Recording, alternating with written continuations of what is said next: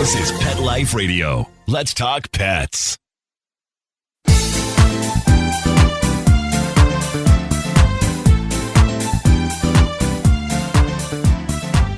Hi, everyone. Rita Reimers here, cat behaviorist. We're back with another episode of 19 Cats and Counting. If anybody's counting, I'm down to 15. I lost my boo-boo last week. 17 years old, though. I had a good long life. But what we're going to talk about today, we have Dr. Jeff Feinman back on. We're going to talk about pet wellness right after this message from our sponsor. Take a bite out of your competition. Advertise your business with an ad in Pet Life Radio podcasts and radio shows.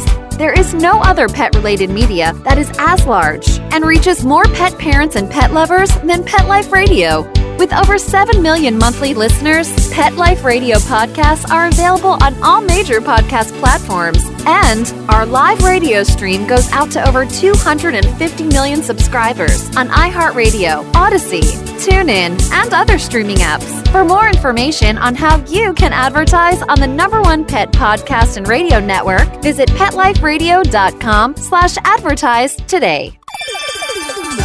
Let's Talk Pets on PetLifeRadio.com.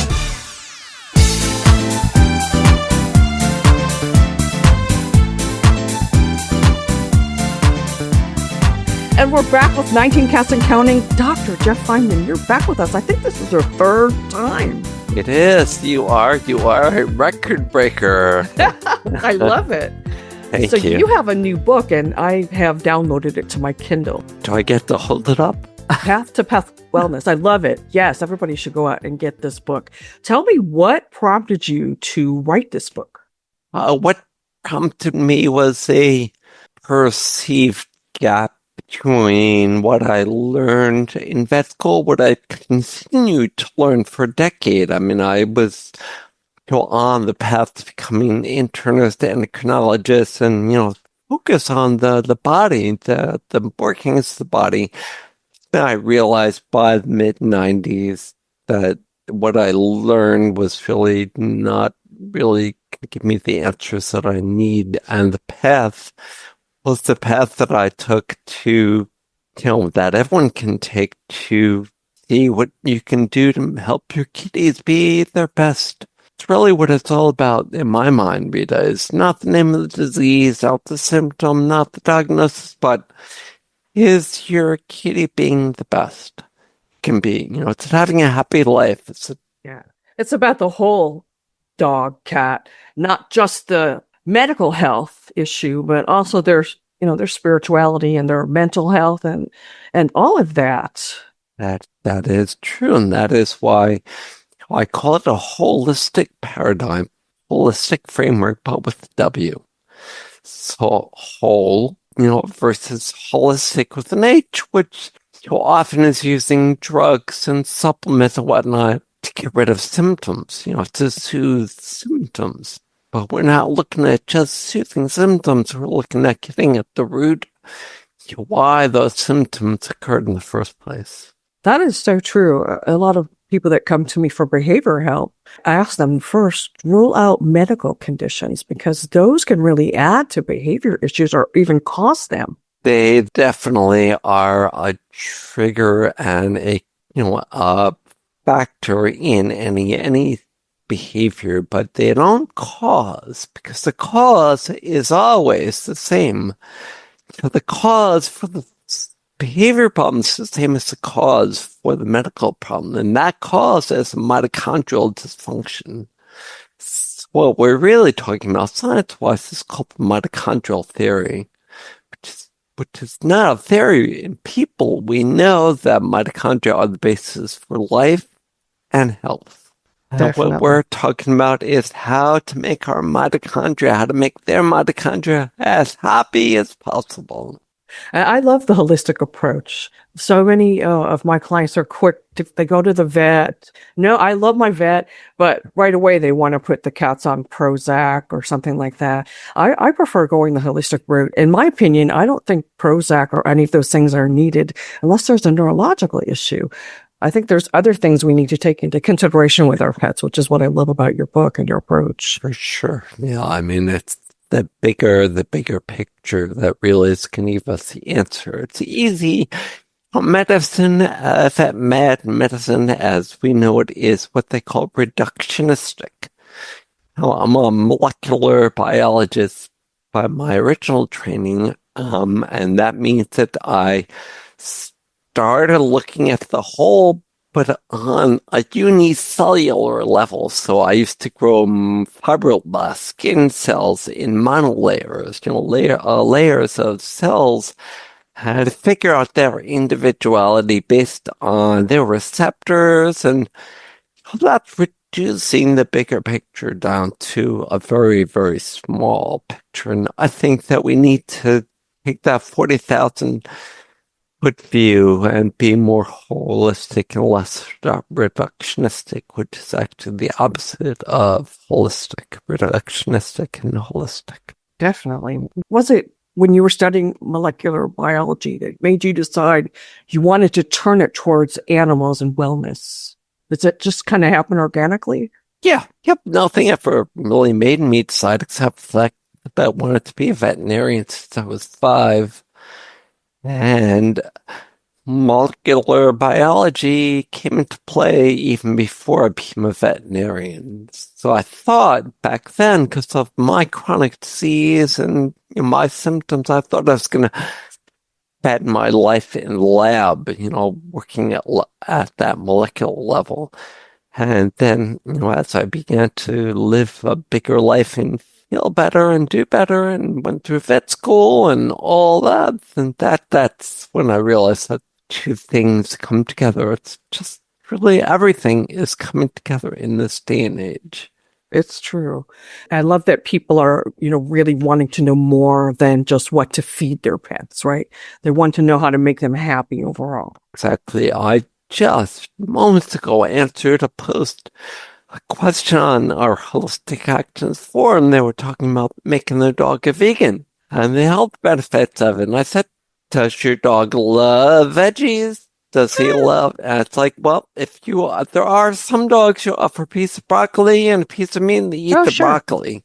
Maybe that dog be a vegan, but the vast majority prefer the meat because that is species appropriate. And the mitochondrial theory is very clear, right? That the happier we are, the better our mitochondria work.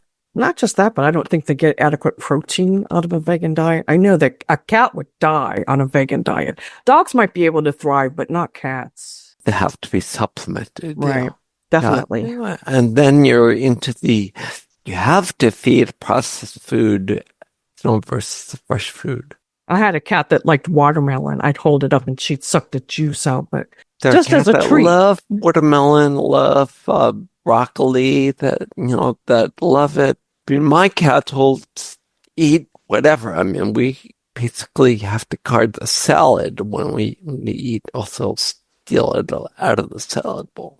You don't have picky cats? I do. No, and my friend, pickiness in cats is an early warning sign that underlying root may need better balancing. So, yeah, pickiness in cats is what we call an early warning sign of the internal imbalance, pickiness, hairball vomiting, drinking of water. A lot of things we call normal they're common, but they're not normal. Right. Luckily I don't have a lot of vomiting going on. Well, as my cats get older and they get sicker, I do have more with the older cats, but my cat, they're still picky though about their food. Some will only eat certain flavors. And I guess that has something to do with maybe what they need in their diet. Is that true? It's more to do with what they need energetically. I get yes, that. the diet, as we know from Chinese medicine, all the foods provide some energetic basis for the body. So, yeah, there are heating foods that favor inflammation, foods that, So they do know in a way, they're much more intuitive than we are. We feed them based on marketing or what we're told is right.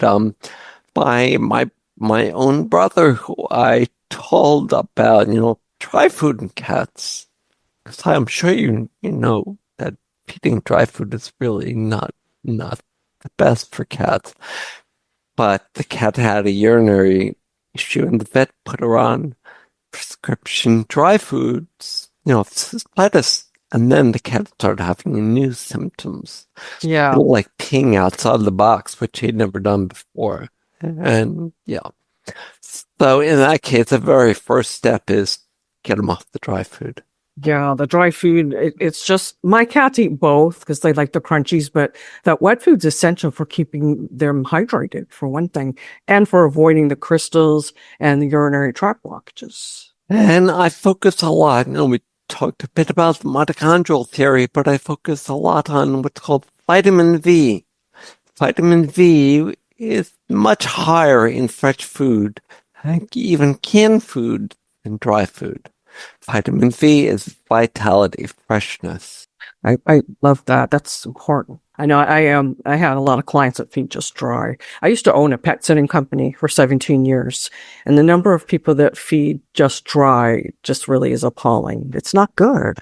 Well, it's changing. I mean, have you thought back between now and a decade ago? Because you're right, a decade ago, pouring the dry food out of the bag was not the norm, and many people still do that, but they're beginning to realize that fresh is better than processed, because we know that for people that there's a direct relationship between the amount of processed food you eat and diabetes, cancer, heart disease. Yeah, and there's a lot more of that. I realized when I was pet sitting, there's a lot of cats out there with the same metabolic issues we have, diabetes and heart disease, all of those same liver disease. Obesity.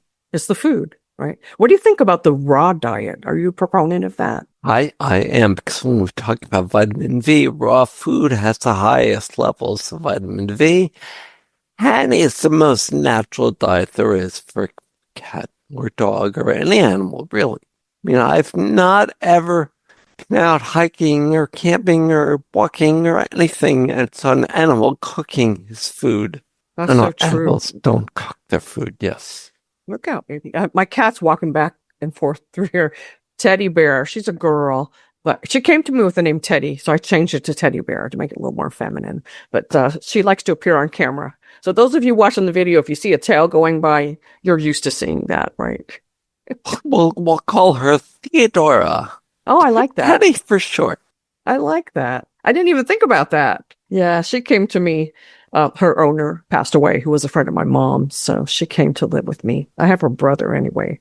So anyway, have you had any, in writing this book, discover some things that really surprised you about our animals, our pets? It didn't really surprise me, but when you read the book, you'll see it's really Archie, my dog Archie's journey from being a rescue through his life journey. Right. And what I felt intuitively, but it didn't really surprise me, was how important love and happiness and quality of life was compared to what we learned in vet school. I mean, I'll give you a great example. I was at the ER the other night with one of my kitties, and somebody was being discharged, and the lovely vet tech was basically giving her the same talk that you probably give your clients, that it's really, you're doing your best, that your dog, your cat knows you're doing your best, and it's all about love and compassion. And, yeah. So yeah, I guess the biggest hit was that it all works together, that love is actually a physical of the energy, and that we can harness the power of love to upgrade the mitochondrial activity and energy balance and health span of our animals. It's definitely important. I've taken in cats that I was told would never get along with other cats, but they do, because I treat every pet individually. They all get love, and they get love from each other. And once they feel secure in that, they're more open to other people and other animals. Beautiful example of the body. I mean, the cat that didn't like other cats, but when they were safe, when they were in that parasympathetic state, when they were in that rest, relax, and rejuvenate state, they were able to accept the other cats as part of their lives, and actually realize that they were fun to play with, run around and play. I know people tell me too, my cats don't play. Well, do you play with them right? Do you try? You just expect them to play on their own. You have to interact with them. Just like with children. I often compare having animals, dogs, cats, what have you, with having children, because they kind of have that, they stay in that childlike mentality for their whole lives. They don't grow up and go out and go away to college. And there's very, very good evidence that we need to do the same in order to be healthier. Is the more that we laugh and sing and play and be silly, happier and longer we're going to live. I belong to a community where it's not unusual for people to be in their mid to upper 80s and 90s, and they're still vibrant, they're still driving, they're still volunteering, they're still doing the work, and we see that same effect in people around the world. We also see the same effect in animals. My dad, up until he was just a month shy of 86 when he passed, and up until the last 5 weeks of his life, he was vital and up and driving, going here and there. After my mom passed, she was not quite 80. He started to kind of lose his purpose in life. But that just shows you how important surrounding yourself with love is. Yep. And now love gives you that sense of purpose, because, when you love each other and love everything you're doing and love the moment that you're in, then that will give you that sense of purpose that we know is directly related to health and life. I mean, definitely. When does disease and death spike in men at about 65, 70 years of age? Well, right after they retire. They've lost that purpose. When they've lost their purpose for life, And that's kind of what happened with my dad. But let's take a quick break, and I want to come back more and talk more about pet wellness and how it maybe affects us too. We'll be right back after this message. Oh, sure. It's all fun and games until someone ends up in a cone. That's right. We're animals. Pet Life Radio. Let's talk pets. Let's talk pets. Let's talk pets On Pet Life Radio. Pet Life Radio. PetLifeRadio.com.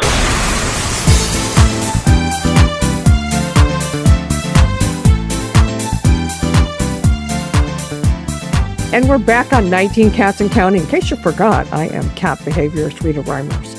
Please visit RitaReimers.com to learn more about how I can help your cats with their behaviors. But right now, we're talking with Dr. Jeff Feinman about pet wellness and how we can really improve our pets' lives. I love your book.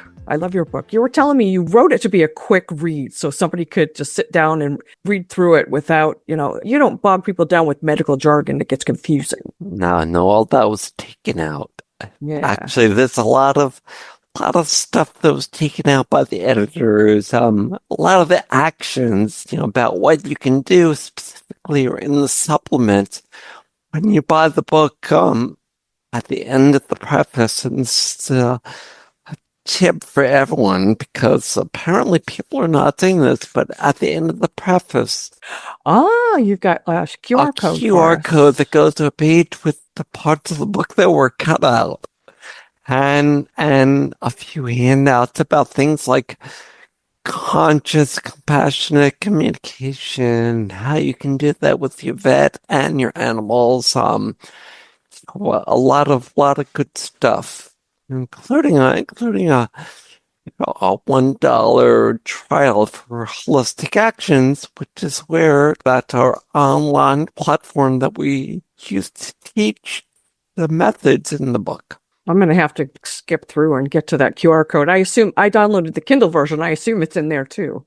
I hope so. Well, I'll let you know. I'm going to go looking for that after we talk. But I think you still have to take a picture of it. Yeah. Take your phone and scan the QR code. Yeah. I think that'll work. I like to do Kindle because I can get to the books quicker than waiting for delivery, Yeah, and then now you can search the book and you'll see this, 200 or something references to love the book. It probably took you a while to write this, right? Well, I've got yes.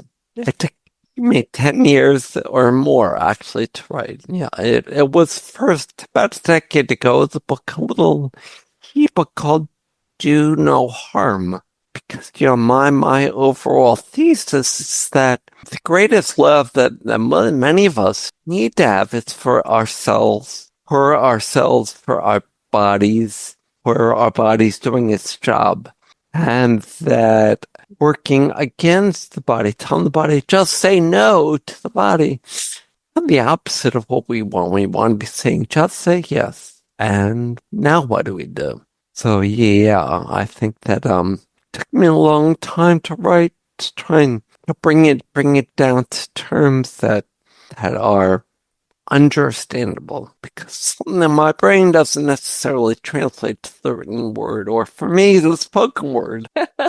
I could talk about cats all day, but yes, translating it into a book, I told you before we started, I've been trying to write a behavior book for about 20 years. And I know other people have done it, but I just can't find a way to make it general enough to apply to every situation. It's impossible when it comes to behavior. No, with behavior, the only general rules I can think of are those polyvagal theory rules of safety. Get them out of sympathetic and into parasympathetic. And when they're in that parasympathetic state, that's when your behavior problems begin to resolve. But if they're in fight, flight, or fear or freeze, then yeah, you could get those behavior issues going to crop up. My cat likes you. She's rubbing up against your picture on the screen.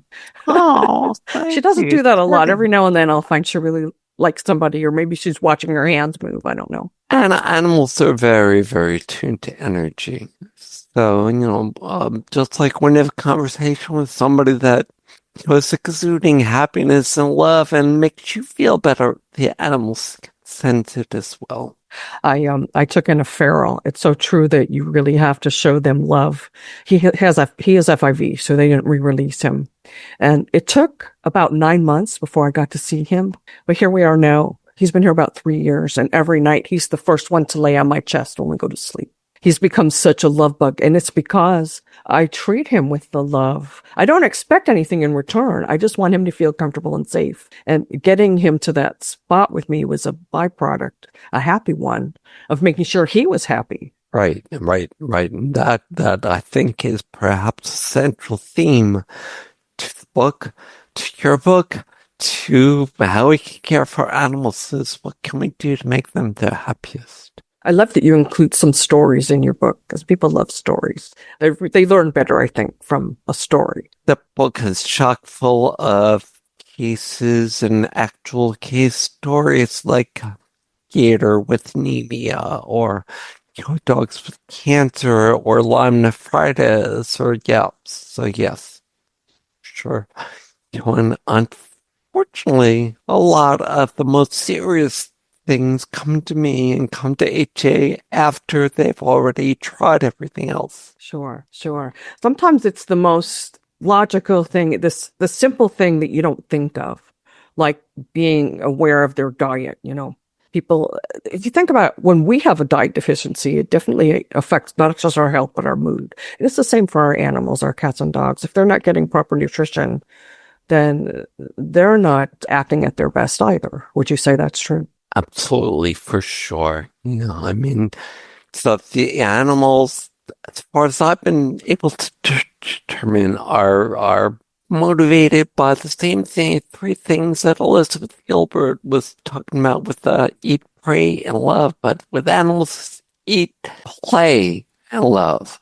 I have something I'll call PEGS. It's play, eat, groom, sleep, because it's like the cat's natural rhythm. And I'm sure there's something similar in the dog world. I grew up with dogs, but I'm not a dog expert by any stretch of the imagination. But I know our dog was very healthy and happy because we treated him, you have to treat them with respect too. For sure.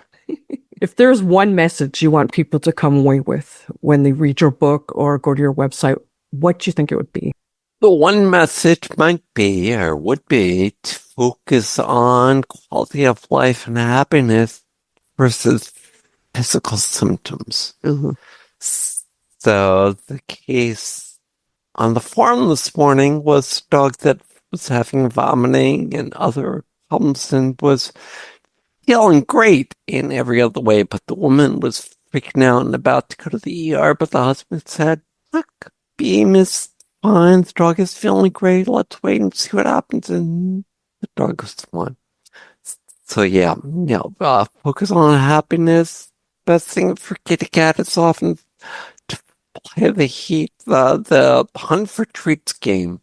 If they're symptoms, then go ahead and just play running, finding, catching, eating, and acting or are enabling their natural hunting abilities. Yeah, it's just as important with cats as it is with dogs. But I remember, we would take our dog to the park a lot and, throw. He was so happy when he was just chasing a ball and bringing it back to us.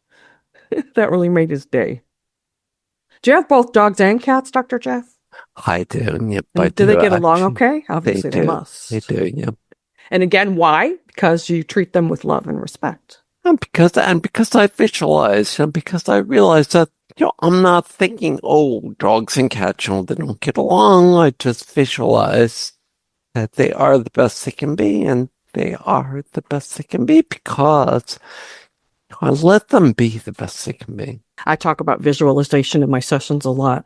You have to visualize the goal that you want so that when you're doing these things to help improve the animal's life, cat or dog, you're envisioning the end goal and you're projecting more positivity, I think, into the situation. Exactly. And it's good for them and it's good for us. There's a lot of good evidence that as we begin to awaken, to be more present, be more conscious of life all around us, that's going to translate directly into, our animals and our happiness and health. And of course, our happiness and health. I think that's true. So your book, again, it's called Path to Pet Wellness. And I know people can get it on Amazon. Yes, show us the book. Yeah, Path to Pet Wellness. I and love it's it. available wherever you buy books. I started following you on Amazon. There's a little place where you can follow authors. So I started following you. And is there a website where people can visit to learn more about you? The very best place to go is holisticactions.com. Okay. And we've got a free one-on-one course, which will walk you through the basics of the vitality and balance system that you can read about in the book. Well, guess what I'm going to be taking? We're taking that course. Oh, my goodness. We could just keep talking all day. Is there anything else that I haven't hit upon that maybe you'd like our clients to know or our listeners to know? Oh, gosh. The number one thing is, like you said, food. Get them onto the wet or other fresh food. Follow their beam, behavior, energy, appetite, and mood, which is more important than their individual symptoms in most cases, not every case. Because there are per acute problems like a kitty with a urinary obstruction. Their beam may have been fine before they got the UO, but they still need to go to the ER right away. Sure. Oh, definitely. Yeah. Yeah, if you know there's an issue or you suspect there's an issue, go see your medical veterinarian. I have a wonderful vet, and he believes in the balance of medicine and holistic, which is awesome. So if you don't have a vet that supports you and answers your questions, find another one, because there's another great vets out there that will listen and really believe in this type of energy.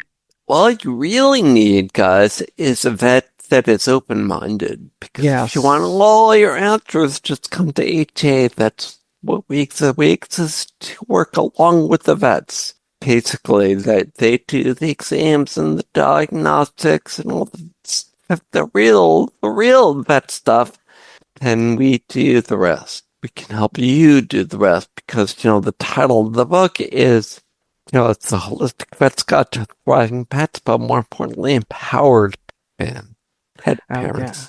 That's the important word, empower them, right? A lot of people come to me and they're like helpless about how their cats behave. No, you've got a lot of influence into that. This is Teddy Bear again behind me. People watching the video see she's a sweetheart. She was shy when she first came to me, but now she's a love bug too. Very happy, yeah. Yeah, and she loves the other kitties. She's got a boyfriend, Dexter. Dexter kind of has 2 girlfriends, but that's another story.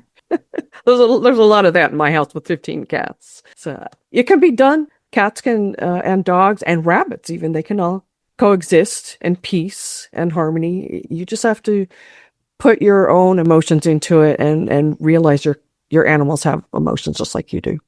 Exactly. And I do, just for a final word, in the same vein of what you're saying, there's a little book called Kinship with All Life that I would recommend because it talks about themes that you just mentioned, with animal consciousness and being nice to the animals and seeing their wisdom and embracing it, which is very important as far as helping them to be the best they can be. Just let them be themselves. Yeah, I love this. More people became pet owners, I think, during COVID because they couldn't leave their house. So my cats are my kids. I don't have human children. So they're my kids. And if you have human children, that's okay. You can have furry children too. Mm-hmm. I hope you'll come back again. I am going to read the rest of this book this evening. And I want to look at that course you talked about on your website. I'll put all that information in when we write up about their podcasts on the website. So I'll have all that information there where people can just click and go to your website. Sounds great. Thank you, my friend. It's always great to see you. I'm so glad you came back on, and I hope you'll come back on again. And of course, would be remiss if I didn't thank Mark Winter for giving me this spot on Pet Life Radio. I will be forever grateful. Don't forget, everyone, every day is Catterday. We'll see you next time. Let's Talk Pets, every week on demand, only on PetLifeRadio.com.